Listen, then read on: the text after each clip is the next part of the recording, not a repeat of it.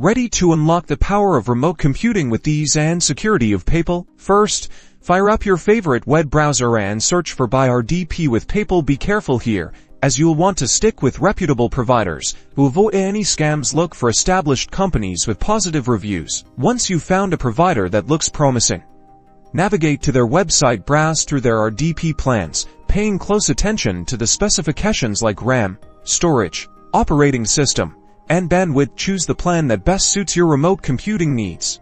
When you're ready, add your chosen RDP plan to your cart and proceed to the checkout page. Here's the crucial part: make sure PayPal is clearly listed as a payment option. Select PayPal as your payment method. You'll be redirected to the PayPal login page. Log into your PayPal account using your email address and password. Review the payment details carefully to ensure the amount and recipient are correct.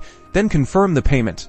After successful payment, the RDP provider will typically send you the RDP connection details, including the IP address, username, and password. Now, use the remote desktop connection application on your computer.